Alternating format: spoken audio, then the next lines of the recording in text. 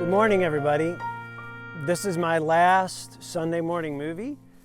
It's my last Sunday morning movie because next week is June 7th, and we will be coming to you live from our own church. So I'm looking forward to that. We will be there June 7th and June 14th, and we are going to be live streaming from the church. We are inviting ministry leaders to come on June 7th and June 14th because we'd like your input. We would like to be able to have you come and sit in the sanctuary in the worship center, and we would like to have your feedback on whether things feel safe, whether the welcoming people, the environment is appropriate. And we've talked with the leadership team, we've talked with the staff, and now we'd like to have you there live. You don't have to come if you're a ministry leader. No one ever is forced to come to church anyway, unless you're a kid. But we're not forcing any adults to come to church. But we are inviting you to come if you're a ministry leader and give us your feedback on June 7th and June 14th. We really want to welcome everybody back on June 21st, but we want to make sure we do it in a smart way. We want to do it safely.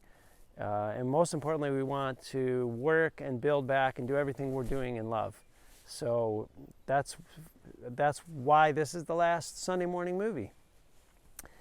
Also, I want to say huge thank you to Jesse, who has been doing a lot of work to make sure the live streaming is going to be able to happen.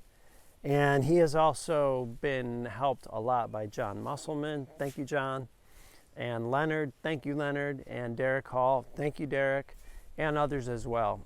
And we're also looking for people to help with video.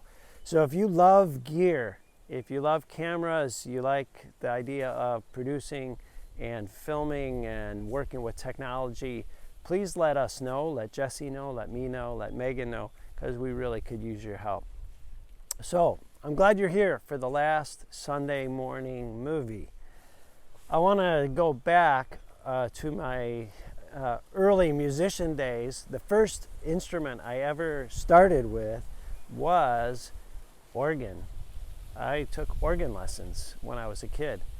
My mom went around the corner to a neighbor's house, and their garage sale, they were selling a little organ, and that was the beginning of my musical career. So yes, I was trained to be a 1970s lounge organ player, and my mom's hope was that someday I would be able to book a gig at the local Holiday Inn, because I learned how to play songs that were really popular in the 70s, and one of those songs was the hit "What's It All About, Alfie?" And that is also the first line of the song.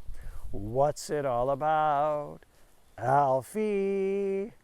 I guarantee you I'm the only one in the woods singing What's It All About, Alfie. The question is, why am I singing What's It All About, Alfie? Well, a lot of times with faith and church and Christianity, I think our hearts are always asking the big question, what's it all about? What's at the center of it? If you're sitting at home on the couch and you're 11 years old, you're probably asking the question at some level, what's my parents teaching me about Jesus? What's it all about? And I know that if you're older than that, you're asking yourself, what's it all about? What's the core? What's the center of this whole thing of Christianity and faith?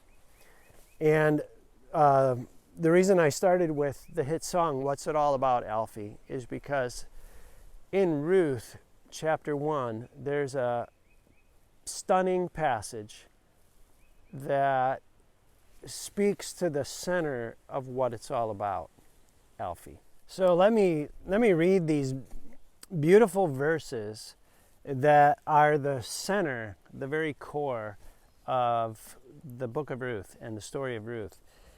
And these are the verses that are probably the most often quoted from the whole story of Ruth. And it's really the turning point of the story. So let me read Ruth chapter 1. Verse 14 says, "At this they wept again." And here's the key verse. "Then Orpah kissed her mother-in-law goodbye, but Ruth clung to her." "Look," said Naomi, "your sister-in-law is going back to her people and her gods. Go back with her."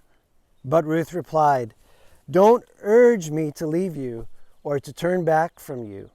Where you go, I will go, and where you stay, I will stay. Your people will be my people, and your God, my God. Where you die, I will die, and there I will be buried. May the Lord deal with me, be it ever so severely, if anything but death separates you and me." When Naomi realized that Ruth was determined to go with her, she stopped urging her. The verse for me that's at the core of it, Alfie, is verse 14. "At this they wept again. Then Orpah kissed her mother-in-law goodbye, but Ruth clung to her." Why is that verse so important? How is that at the core of everything? This is a story. It's a true story. It's history, and all history is basically story. This is a true story. And when you tell a story, and these stories in the Bible, that before they were written down, they were told. These were spoken stories. And when a story is spoken, there's usually key words and phrases and moments in the story where the way the words are said tell the reader that this is a significant moment in the story. If you think about Genesis, the beginning story of the Bible, it says several times, it says, "And the Lord looked at what was made, and it was good." And it says that again, "The Lord looked at what was made, and it was good." There's a repetition in the story. And that repetition is not just there for no reason. It's there because it's telling the listener that significant things are happening, that there's a push, there's a meaning behind the story. Behind the repetition of the words, there's a meaning. So when it says it was good, the Lord saw that it was good, it's telling us that it's a creator. The world is from a creator who created something.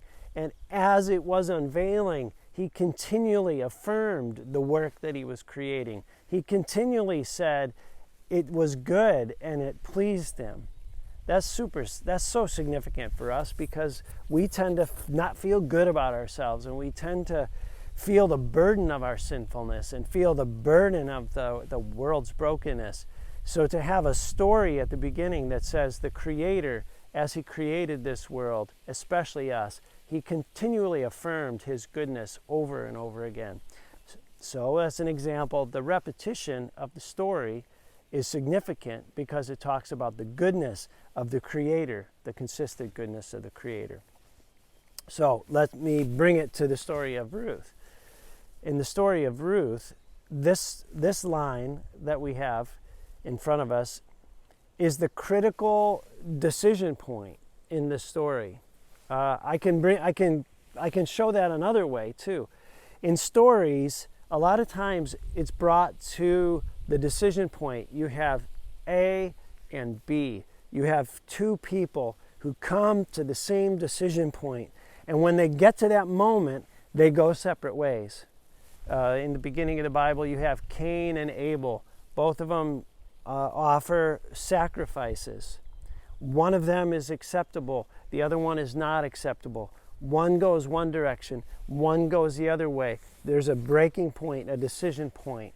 When you're reading a story, when you're hearing a Bible story, when you're reading history, you see these moments where people come to that decision point, and we know those are crucial moments in the story.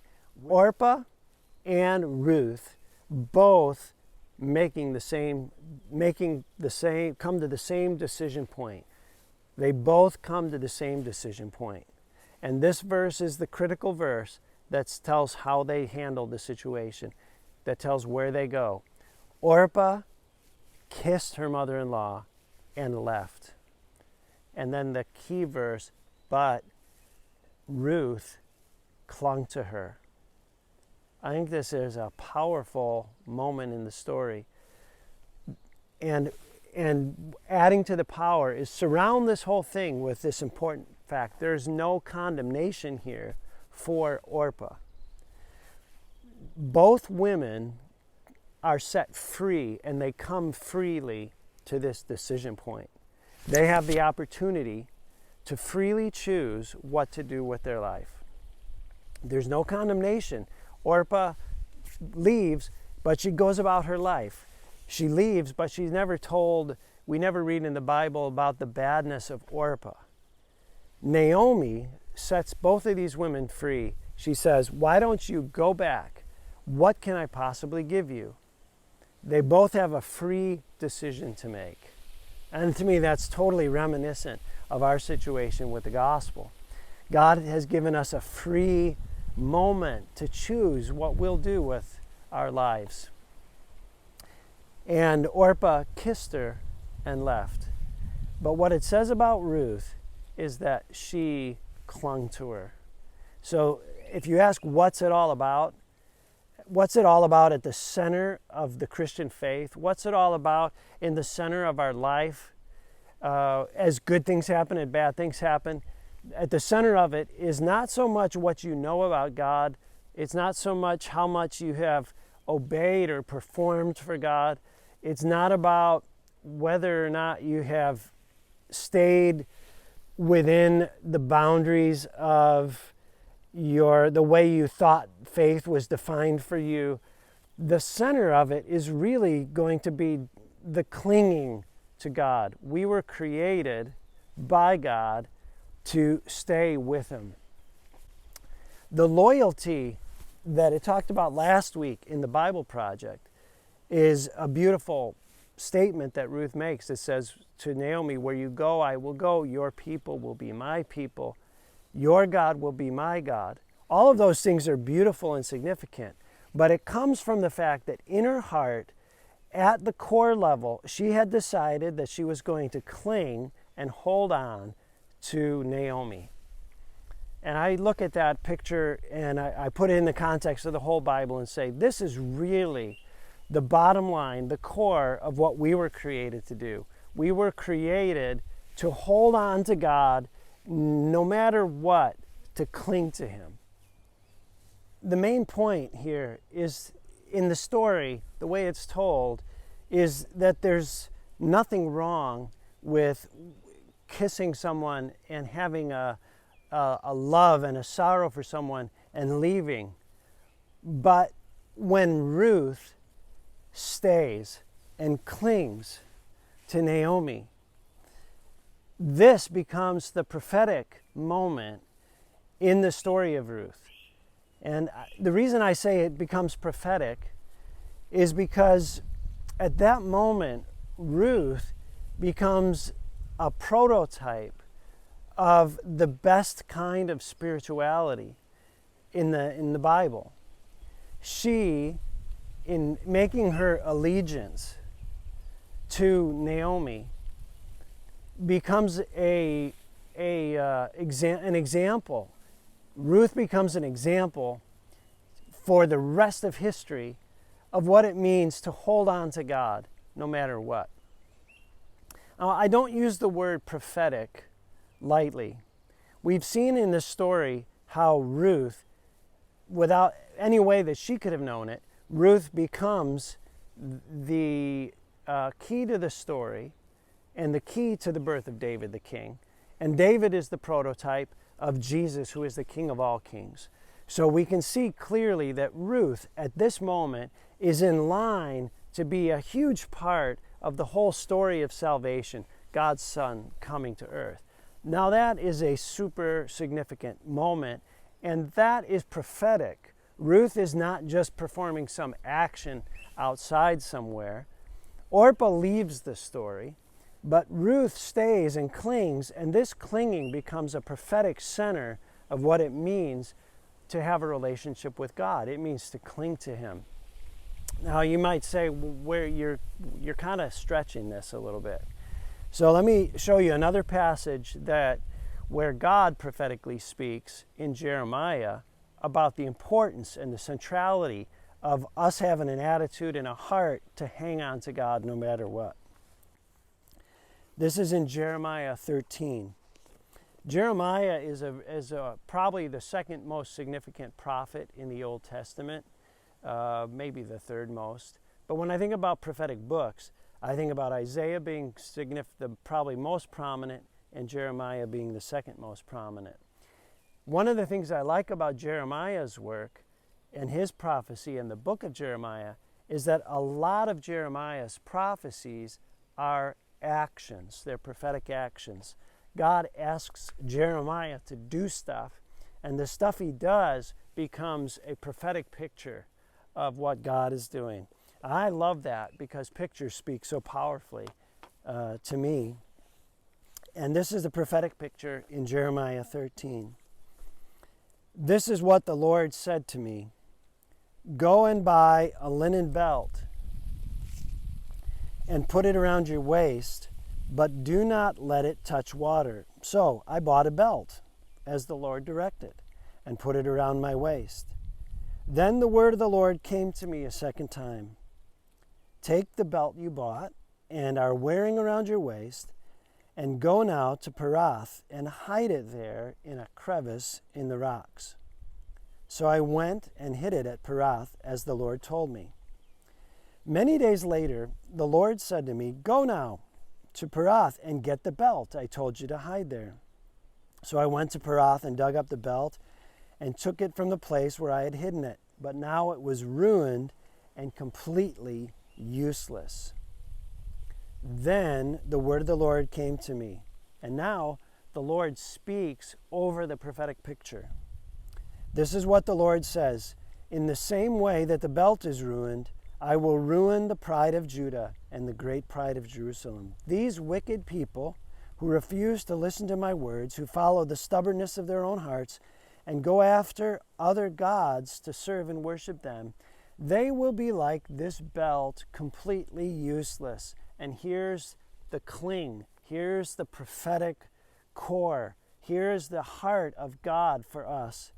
For as a belt is bound around a man's waist, so I bound the whole house of Israel and the whole house of Judah to me, declares the Lord, to be my people for my renown and praise and honor. But they have not listened. Now, can you see in that the picture of Orpah kissing and leaving and Ruth clinging? Because God says through Jeremiah, this whole concept of a belt that's elastic, it's made to cling.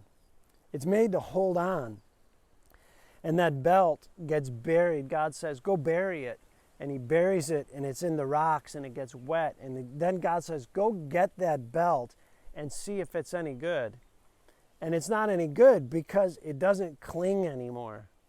I don't know, I assume that most of you have had a beloved pair of pajamas that at some point it lost its elasticity.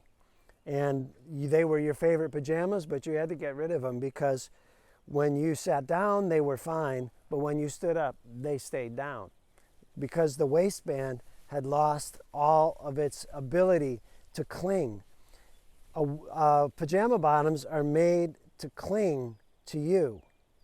And this is God's point. He's God's picture. God is saying that we are, above all things, made to cling to him.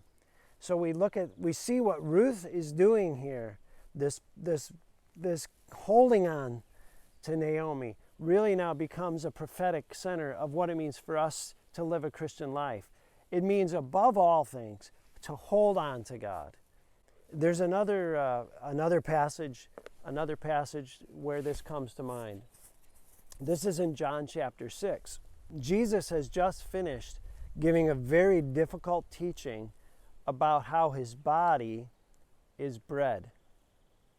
There's a long passage in John chapter 6 that is quoted a lot at communion time where Jesus says, I am the bread of life.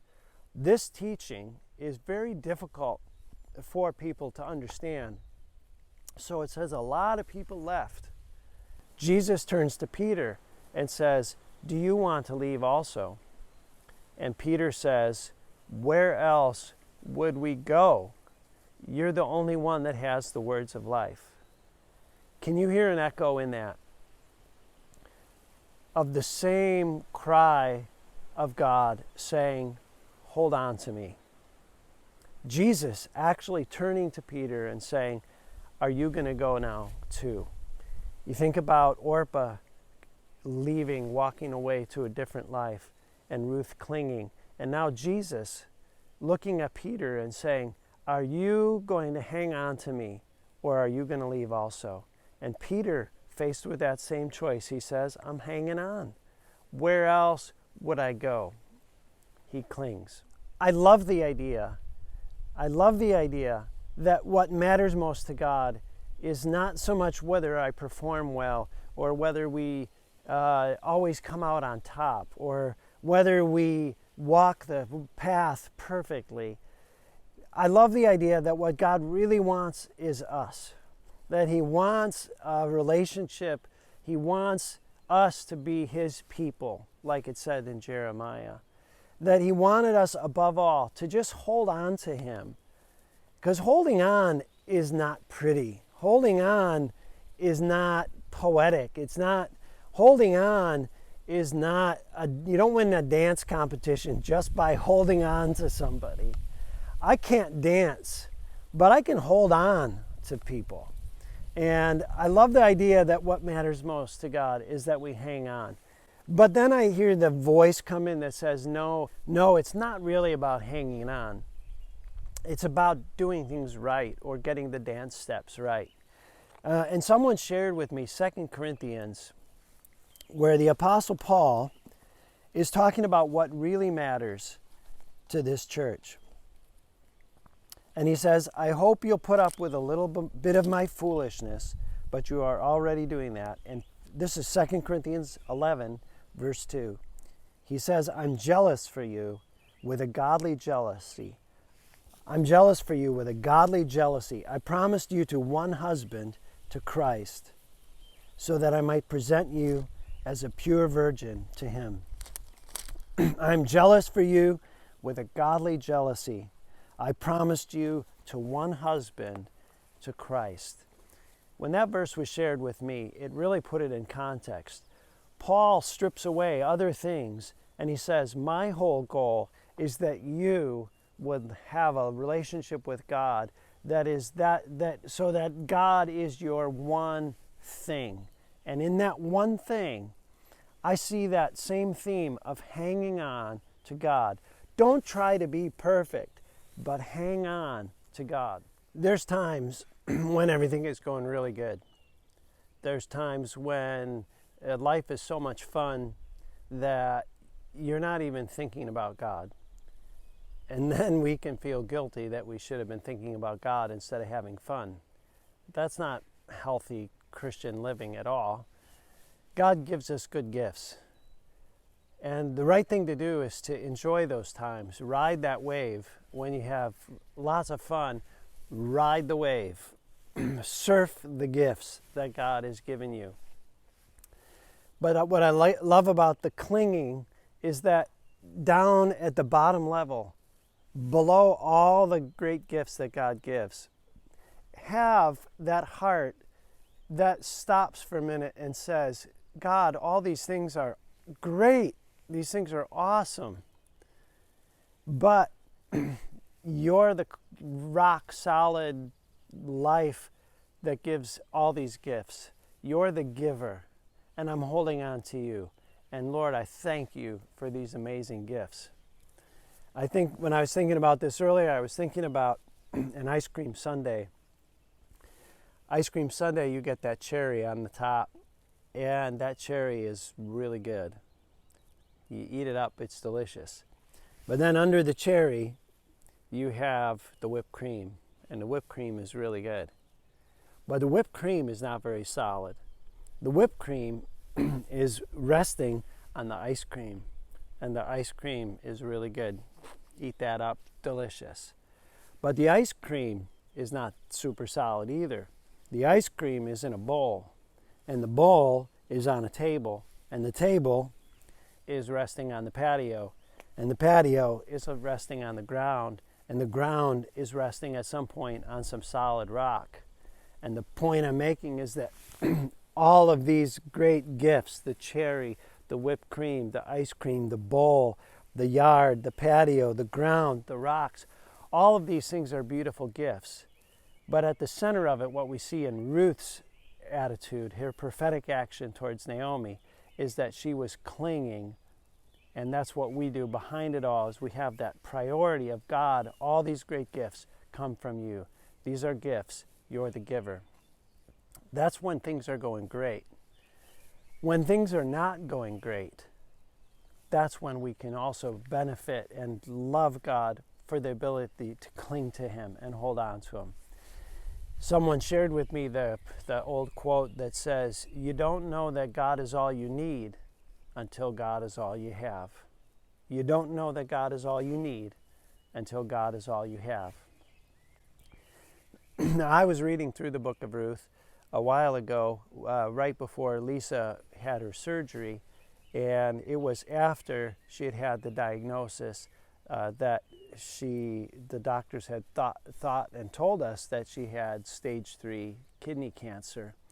And in my morning Bible reading, I was reading through the book of Ruth, not because I was going to preach it. At that point, I wasn't thinking about making it the subject of Sunday morning messages.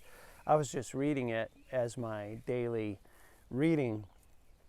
And when I got to this part where it says that Orpah kissed and left, but that Ruth clung, the Holy Spirit encouraged me to say, look, things can be really scary and really bad, but in those moments, you can still hang on to God. And I had this picture of Ruth on her knees with tears in her eyes, holding on to Naomi and saying, don't leave. I'm going to go where you go. I'm going to worship where you worship. I'm going to follow you. I'm going to hold on to you. Please don't make me go. And in that moment, I also had the picture of me on my knees with tears in my eyes, but I had my arms around the knees of a great big Heavenly Father. And he's saying, you can hold on to me because I'm not going anywhere. I'm not going to shortchange you. I'm not going to let you down. I'm the real thing. So in hard times, we can hold on to God. You might be going through good times. You might be going through awful times. But either way, hold on to God. So around this same time, I got a text message right around almost exactly the same time that I had read this passage. So I want to share this text message. It was from a friend who had a similar experience with his wife. And he said, I remember one specific low point for me. I was at work and was away from anyone else, and I just broke down and wept. And that reminded me of the Ruth and Naomi experience.